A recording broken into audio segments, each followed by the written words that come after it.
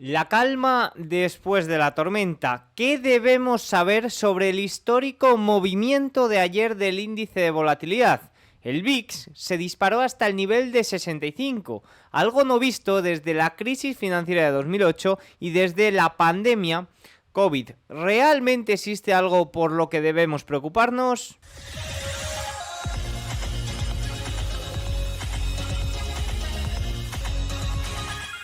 Muy buenas a todos y bienvenidos un día más al canal. Hoy es martes 6 de agosto de 2024 y en este momento son las 21:32 hora en España, 15:32 horario en Nueva York. El día de hoy, después de los históricos movimientos que vivimos el día de ayer, con la segunda mayor caída de la historia del índice japonés Nikkei, que cayó un 12%, la mayor caída de su historia es un 14,9%, el lunes negro de 1987.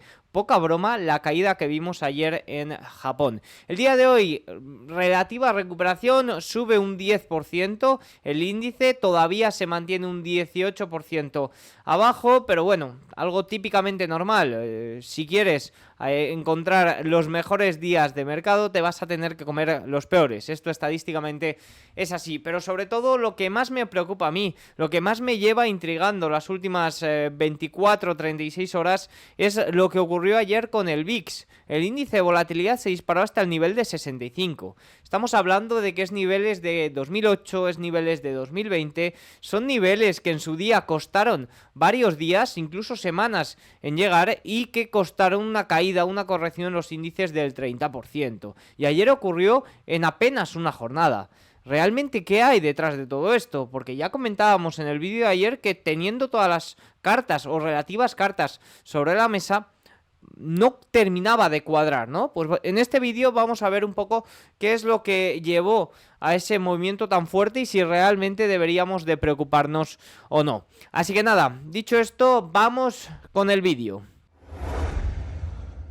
Vamos a arrancar hablando de la relativa calma, ¿no? Y luego ya vamos a ir profundizando en el VIX y también un poco en las posibles reacciones o qué deberíamos de hacer a partir de ahora. Relativa calma, la que están mostrando los mercados tras el volátil día de ayer. El índice Nikkei japonés, como ya he comentado, rebotó más de un 10% después de registrar ayer su segunda mayor caída de su historia. Aún se encuentra, fíjense, a un 18% de máximos históricos. Si nos vamos al índice Nikkei, que lo tengo por aquí, todavía nos encontramos, pues oye, muy lejos de niveles realmente importantes. Fíjense que desde el 10 de julio, que arrancó la corrección, todavía nos encontramos un 10%, un 18% abajo, perdón. Pero bueno, ya hemos visto como tras un movimiento muy fuerte a la baja, un rebote también muy fuerte. Esto es algo típico, ya que al intentar evitar los peores días es casi sinónimo de perderse los mejores días. Es decir, un rebote fuerte tras un día de volatilidad tan fuerte puede ser algo habitual. También existe riesgo de que cojas un cuchillo cayendo y siga cayendo, ¿no? Pero bueno, es relativamente normal. Ahora sí, ahora el rebote se tiene que estructurar a partir de ahora, ¿no? Ahora es cuando realmente llegaría lo duro, ver si es una recuperación en V, algo un poco anormal, que sí que es cierto que últimamente con todo el dinamismo que está cogiendo el mercado se suele ver más, suele ser más habitual, o si realmente le cuesta recuperar todo esto. Pero sin duda uno de los puntos más importantes a la hora de hablar de Japón es qué es lo que ha producido esto. Por supuesto que esa volatilidad, que se disparara la volatilidad del VIX no se debe solo a esto, que esas correcciones de los índices americanos no se debe todo a esto, pero bueno, centrándonos en el índice japonés, sí que es cierto que el carry trade es un poco el foco de todo, ¿no? Pues vamos a ver cómo está el desmantelamiento del carry trade. Por hacernos un poquito una idea, ¿qué está ocurriendo aquí? Básicamente, Occidente durante los últimos años ha llevado a cabo un ciclo de endurecimiento monetario, ha subido los tipos de interés y ¿qué ocurría? Pues que era más caro financiarse. Ante eso, pues se buscaban alternativas y una de ellas era intentar financiarse en yenes porque los tipos de interés en Japón estaban extremadamente bajos. Eso es algo que ha llevado a cabo no solo el gobierno japonés, sino también muchos fondos americanos. Se financiaban en yenes y trataban de obtener rentabilidad en dólares. ¿Qué ocurre? Pues que ese diferencial entre los tipos de interés japoneses y estadounidenses se está cerrando con las recientes subidas de tipos de Japón. Japón, que han sido muy ligeras, pero porque el Banco de Japón tampoco puede llevar a cabo subidas de tipos muy agresivas. Es propietario de casi el 50% de la deuda del gobierno de Japón. Evidentemente le costaría muchísimo dinero en intereses. Pero bueno, el caso es que este diferencial se está reduciendo, no solo por las subidas de tipos de Japón, sino también con esas proyecciones de bajadas de tipos de Estados Unidos. Lo que ocurre aquí, pues básicamente es que muchos fondos han tenido que desapalancar sus posiciones, quizás o específicamente en tecnológicas, gran parte de ellas, para tratar de cubrir esta pérdida de diferencia del carry trade, ¿no? Esto es un poquito lo que podríamos decir que ha ocurrido, sobre todo que ha sido el foco en la caída del Nikkei. También, evidentemente, oye, un yen más fuerte, pues no beneficia a un índice que ha sido pumpeado, ha sido pumpeado, ha sido una burbuja, básicamente, por la debilidad de su divisa, la debilidad del yen. Pero bueno, ¿cómo va el desmantelamiento del carry trade? Bueno, pues según JP Morgan, el desmantelamiento del carry trade está entre el 50 y el 60% completo. Sugiere que el proceso tiene más espacio para continuar debido a que el yen sigue siendo una de las monedas más infravaloradas.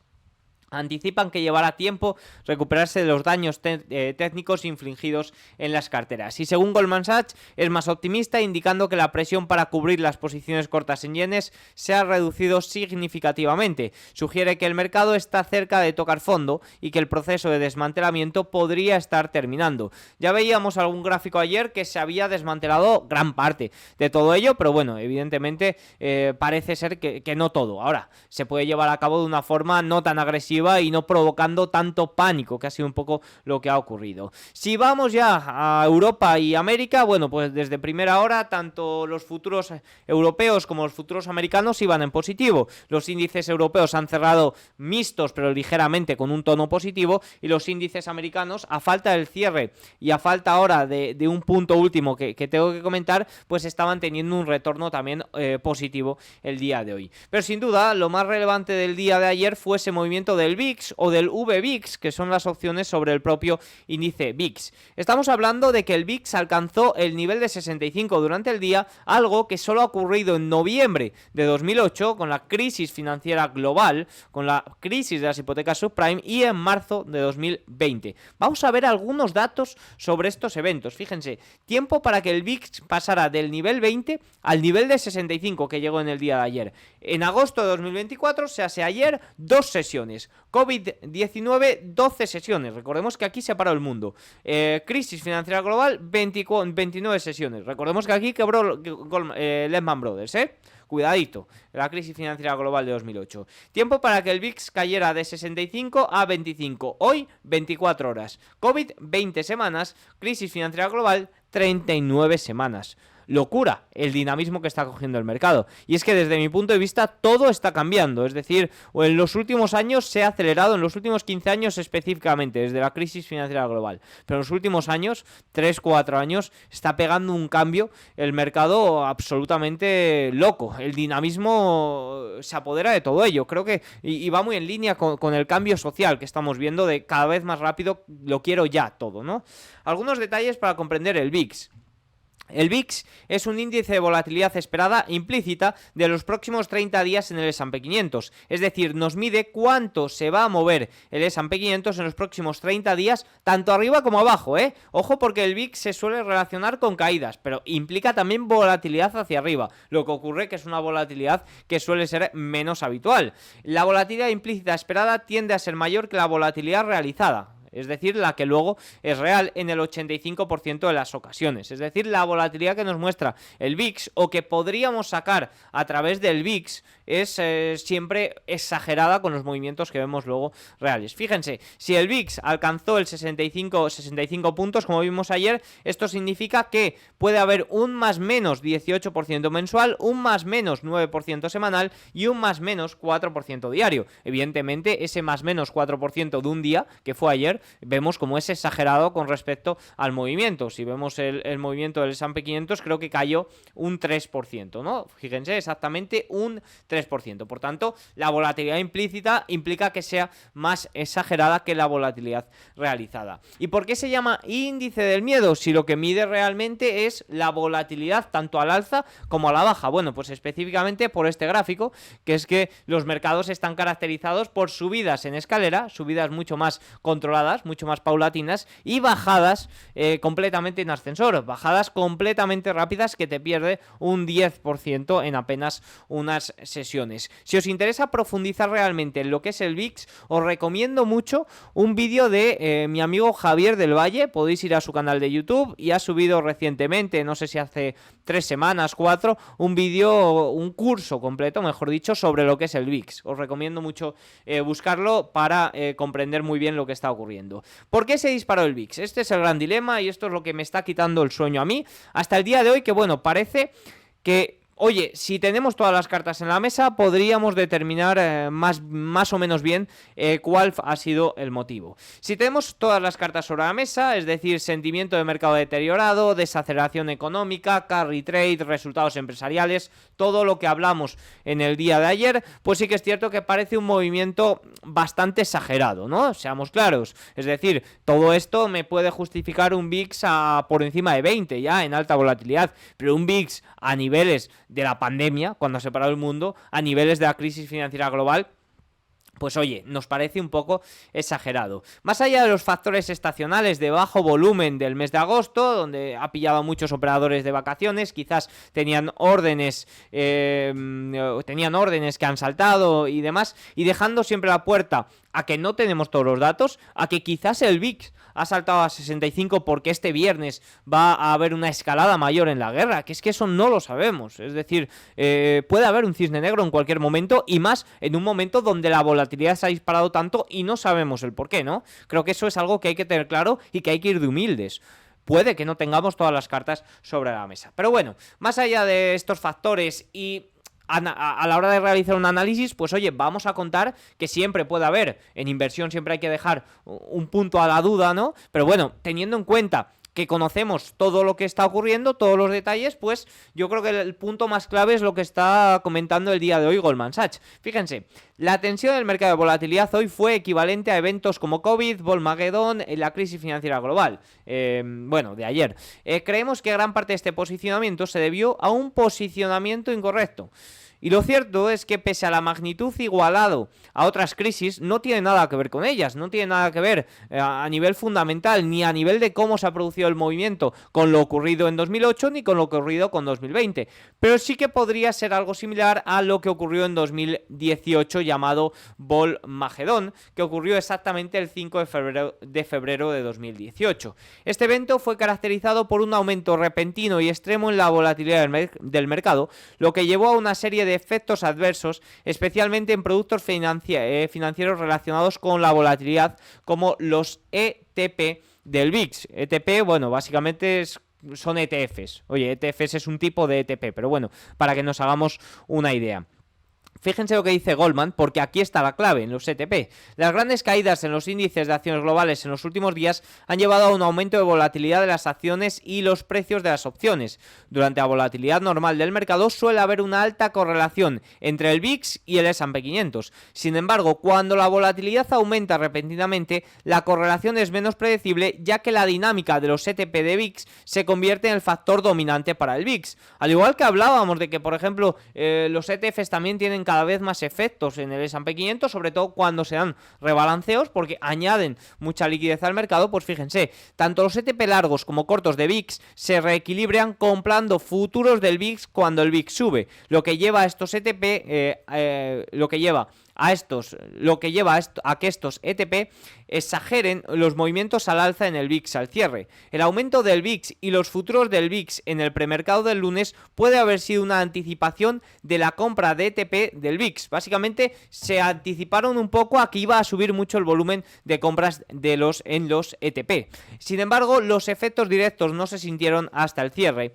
Antes de la apertura del lunes, estimamos que un aumento de 10 puntos en los futuros del VIX, el promedio de los futuros del VIX de agosto de 2024 y septiembre de 2024 habría llevado a la compra de 40 millones de futuros de VIX por parte de los ETP. Esto representa el 15% del pico de enero de 2018, antes del pico del VIX de febrero de 2018. Tras el aumento de 8 puntos en el futuro del VIX interpolado a un mes, estimamos que esta sensibilidad ha disminuido. Ahora estimamos que un aumento de 10 puntos en los futuros del VIX llevaría a una compra de solo 23 millones de futuros de VIX por parte de los ETP, lo que representa el 9% del volumen promedio diario de futuros del VIX de 2 meses. Para conocer más detalles sobre esto, al igual que antes he recomendado el vídeo de Javier del Valle, os recomiendo mucho la newsletter de JJ Montoya, la tiene en su Twitter y es el que más detalles da sobre todo este tema de opciones y qué puede haber detrás del tema de volatilidad. Bueno, en definitiva, y todo ello también acentuado por las nuevas dinámicas de mercado, sobre todo las opciones a vencimiento diario, que en el día de hoy están generando también bastante movimiento. Fíjense, el S&P 500, ahora lo vamos a ver, ha estado subiendo un 2,4% en el día de hoy y a falta en este momento de 13 minutos está subiendo solo un 1,51%. Justo cuando me he puesto a grabar el vídeo nos avisaba Spot Gamma de que las opciones a vencimiento diario estaban comprando muchas puts, es decir, estaban apostando a la baja en el mercado. Las opciones a vencimiento diario están siendo fundamentales. El mercado de opciones en general está ganando muchísimo terreno, es fundamental conocerlo, pero es que el vencimiento diario, que es aún más dinámico, provoca movimientos mucho más fuertes también, y posiblemente también se deba gran parte del movimiento de ayer a todo esto, lo exagere aún más. En definitiva, y en mi opinión, contando con todos los detalles que tenemos sobre la mesa, fue un gran movimiento centrado únicamente en los mercados de volatilidad, y más allá de que haya factores macro y micro de riesgo no justifican un movimiento tan rápido. Básicamente, y la conclusión que quiero sacar con todo esto, es que lo que ocurrió ayer en los mercados de volatilidad se quedan en el mercado de volatilidad, no salen como en la crisis financiera de 2008 o como en la pandemia, que se debía a factores más externos, al menos con los datos que tenemos en este momento, repito. Dicho esto, vamos a plantear un poquito a futuro, vamos a ver qué podríamos esperar tras estos movimientos tan exagerados. Lo cierto es que el día de ayer el S&P 500 tuvo su peor día en casi 2 años, después de 356 sesiones consecutivas sin una caída de más del 2%, recordemos que el 24 de julio ya vimos esta caída y solo 8 sesiones más tarde, el 5 de agosto, registramos la primera caída del 3% desde el 13 de septiembre de 2022. A partir de ahora vamos a ver cómo se reestructura el mercado. Fíjense, algunos puntos a tener en cuenta sobre esto. El VIX subió un 136% en los últimos 3 días. Se trata del tercer mayor incremento porcentual en 3 días de la historia. He aquí una retrospectiva de los 20 mayores picos del VIX en 3 días y cómo fue al S&P 500 en el futuro. Ojo, porque vemos que a un año, sobre todo, a 2, 3, evidentemente 4 y 5 años ya no entraría tanto en juego este evento, pero a un año vemos como, exceptuando el movimiento del 5 de diciembre de 2021, siempre ha tenido un rendimiento positivo el índice S&P 500. Vamos a ver más detalles. La experiencia histórica muestra que los inversores generalmente obtienen ganancias cuando compran el índice S&P 500 luego de una liquidación del 5%. Desde 1980, un inversor que hubiera comprado el índice S&P 500 un 5% por debajo de su máximo reciente habría generado una rentabilidad media del 6% durante los 3 meses siguientes, disfrutando una rentabilidad positiva en el 84% de los episodios. Las acciones tecnológicas de gran capitalización han caído drásticamente, pero sus valoraciones siguen reflejando optimismo sobre la inteligencia artificial, a pesar de las preocupaciones de los inversores sobre el probable aumento y la magnitud de los retornos de sus inversiones de capital. Observen, porque esto es muy importante, el forward pair, que es el pair adelantado de las acciones tecnológicas, ha disminuido un 15% en los últimos 2 meses. Fíjense que ha pasado de 32 veces a 27 veces. La media de los últimos 10 años es de 24 veces. Es decir, las grandes tecnológicas estaban caras. Lo he comentado siempre y sobre todo eso afectaba mucho a los resultados empresariales, aunque la parte que más influía desde mi punto de vista era el posicionamiento de los fondos buscadores de tendencia. Tenían un posicionamiento tan alto que no podían comprar más pese a que hubiera buenos resultados. Sobre todo el punto a tener en cuenta es que no estábamos a nivel de burbuja, no estábamos ni siquiera mostrando forward pair de niveles de 2020 o de 2021, pero sí que es cierto que estamos por encima de la media. Ahora se está ajustando considerablemente. Y un punto también importante de las pequeñas compañías es que históricamente el crecimiento económico ha sido el factor macroeconómico más importante para la rentabilidad de las empresas de pequeña capitalización. Sin embargo, desde 2022 el índice Russell 2000 ha sido cada vez más sensible a los tipos de interés y menos sensible al crecimiento económico. Esto se debe a que un tercio de las empresas del Russell 2000 no son rentables y aproximadamente el 30% de la deuda del índice Russell 2000 tiene un tipo de interés flotante. Desde esta perspectiva, la caída de tipos de interés debería aliviar la presión sobre los balances de las empresas de pequeña capitalización y reducir su coste de capital. Esto es algo que he tratado ya en varias ocasiones. Mi gran apuesta siguen siendo las pequeñas compañías. No tengo ninguna duda de que a un año vista, con el ciclo de bajadas de tipos, les va a beneficiar especialmente, pero tampoco tengo dudas de que una desaceleración económica, esto que ha pasado estos días, que realmente haya riesgo de recesión, no las va a beneficiar por esto, porque un tercio de esas compañías necesitan financiación constante. Una financiación barata les beneficia, una financiación cara evidentemente que no. Y dicho esto, vuelven lo que yo llamo los movimientos genuinos del mercado. Vuelven estos factores que hay que tener en cuenta cuando no tenemos catalizadores macro, catalizadores micro externos. Ya hemos acabado esta temporada intensa de datos macro, también ha pasado lo más importante de resultados empresariales y al menos durante esta semana estos serán los movimientos que dominen. Y recordemos que no son muy positivos en agosto, la liquidez es muy baja, fíjense que se ha desplomado hasta mínimos de 2023, de la crisis financiera, de la crisis regional de 2023. Si nos vamos a un punto positivo, tenemos que hablar de las recompras. La ventana se ha vuelto a activar y sería el único punto positivo de estos movimientos que yo llamo genuinos del mercado. Hablábamos en detalle ayer cómo se había perdido un nivel CTA bastante importante que cambiaba ese umbral a medio plazo de comprador a vendedor. ¿Qué significa esta pérdida? Pues significa que los CTA, que son los fondos sistemáticos buscadores de tendencia, es decir, son inversores no fundamentales, que se llama, son inversores algorítmicos, son algoritmos que les da igual qué compañía, lo que tratan de buscar es rentabilidad, es tendencia, es fortaleza. ¿Qué ocurría? Pues que su posicionamiento era muy alto. ¿Por qué? Porque el mercado, el índice, no hacía nada más que subir. Y estos fondos marcan niveles importantes que actuarían como vendedores por debajo de esos niveles. Ya se perdió el 24 de julio específicamente el primer umbral, ahí se produjeron grandes ventas, desde entonces se llevan a cabo ventas, pero cuando se van perdiendo niveles entran en juego mayores ventas. Y con la pérdida de ayer del nivel 5.255 es cierto que esto es un lastre para la semana porque llevaría a cabo hasta 18.000 millones de dólares de ventas en el S&P 500, por tanto es algo a tener en cuenta. Y luego uno de los puntos también más importantes es la parte de la gamma, que es un poco la volatilidad o el permitir ir contra tendencia dentro del índice, ¿no? Una gamma larga muy positiva que ocurría a inicios de julio impedía ir contra tendencia, impedía ir a la baja. Y fíjense como en estos momentos, en cosa de un mes, se ha pasado una gamma larga de niveles récord en el S&P 500 a una gamma corta, fíjense, en mínimos de 2023. Hablábamos ayer de que no se habían perdido los mínimos de abril de este año. En este momento se han perdido. Estamos en niveles mínimos del año 2024. Es un gráfico actualizado de día de hoy, ¿eh? Es un gráfico actualizado a día de hoy. Por tanto, esto me parece fundamental.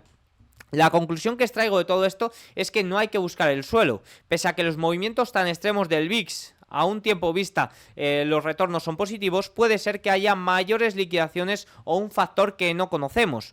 Fíjense lo que decía Lombard el día de ayer, que me parece el análisis más correcto de todo esto. Nuestro análisis de anteriores episodios de volatilidad muestra que la renta variable tarda entre 4 y 5 semanas por término medio en iniciar una recuperación sostenida. Los mercados tienden a recuperar en condiciones de sobreventa como las actuales, pero los inversores suelen vender aprovechando esa fortaleza, lo que puede provocar una recaída. Básicamente hay que comprender que los mercados, como he dicho antes, suben en escalera y bajan en ascensor.